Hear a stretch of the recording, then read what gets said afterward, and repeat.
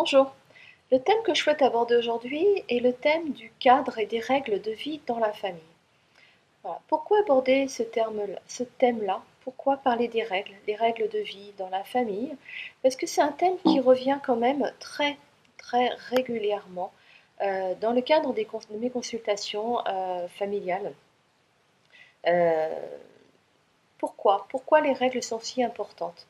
Les règles sont importantes parce que chaque enfant, pour grandir, quel que soit son âge, pour grandir, pour s'épanouir, pour se structurer, pour se construire, a besoin d'un cadre structuré, d'un cadre cohérent, a besoin qu'on lui donne son cadre.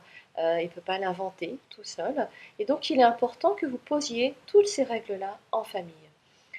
Même si parfois ça peut paraître évident, on me dit souvent, mais oui, on les dit, les règles doivent être posées et écrites, et discutées aussi en famille et expliquées.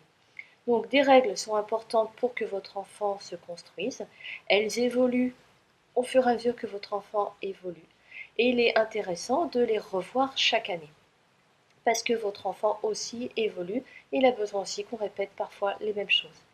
Donc comment poser ces règles? Pour poser ces règles, vous pouvez déjà commencer par poser les choses pour vous, c'est-à-dire peut-être prendre de quoi noter et puis vous poser des questions sur quels sont vos besoins à vous. Vos besoins pour vous épanouir, vos besoins en famille, de quoi avez-vous besoin pour être bien, tout simplement. On a tous des besoins vitaux comme manger, boire, dormir, respirer, qui doivent être respectés pour aller bien. Mais on a aussi d'autres besoins, besoins de sécurité, des besoins de relations sociales, des besoins de confiance, des besoins d'épanouissement personnel, tout simplement. Et on a aussi des valeurs. Donc prenez le temps de vous poser et de réfléchir à tout ça. Qu'est-ce qui est important pour vous? Quels sont vos besoins pour pouvoir être bien? Une fois que vous avez posé tous ces besoins, vos valeurs, parlez-en avec votre conjoint pour voir si vous avez les mêmes, s'il y a des choses qui diffèrent et comment faire pour les valeurs que vous voulez faire passer et les règles que vous voulez faire passer à votre famille. Et posez tout ça par écrit. Pourquoi par écrit? Pour qu'on garde une trace et qu'on puisse en discuter, puis par dessin pour les plus petits. Si je vous prends un exemple, euh, imaginez les enfants quand ils rentrent le soir de l'école, ils jettent leur manteau par terre, les chaussures sont pas rangées, etc. Qu'est-ce qui se passe? Vous rentrez le soir, vous voyez tout ça par terre, ça peut vous mettre fortement en colère, peut-être même que vous mettez à crier, il y a une mauvaise ambiance le soir dans la famille, etc. Qu'est-ce qui s'est passé à ce moment-là? On n'a pas respecté vos besoins, les besoins que votre maison soit propre et agréable quand vous rentrez, des besoins d'hygiène, une valeur peut-être aussi en tant que respect des affaires de chacun, respect de la maison. Tout ça n'a pas été respecté, donc vous ne vous sentez pas bien, donc vous vous mettez à crier, etc., etc. Si les règles ont été posées, c'est déjà plus facile d'en parler le soir en rentrant. Si elles ont été écrites aussi, ça vous évite d'en reparler et surtout de crier, il suffit simplement de montrer ce qui a été écrit et de revenir peut-être dessus. Pour les écrire aussi, quelque chose d'important.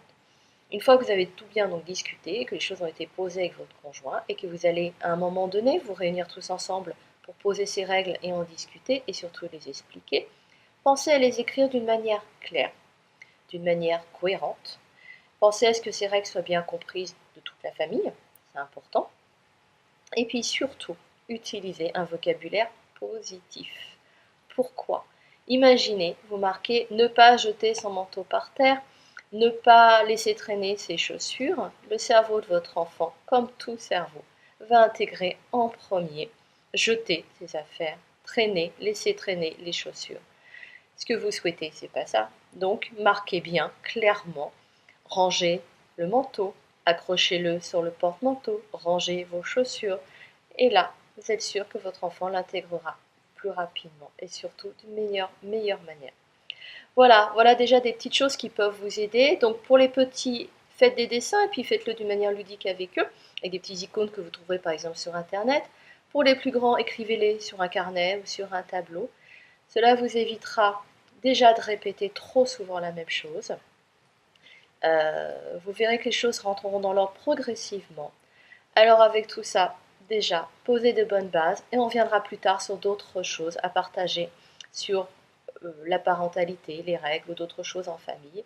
Et surtout, Dites-vous bien qu'il n'y a pas de parents parfaits et vous faites tout ce que vous pouvez avec ce que vous êtes aujourd'hui. Et puis heureusement qu'il n'y a pas de parents parfaits, ce serait troublant pour des enfants. Voilà, à bientôt, au revoir.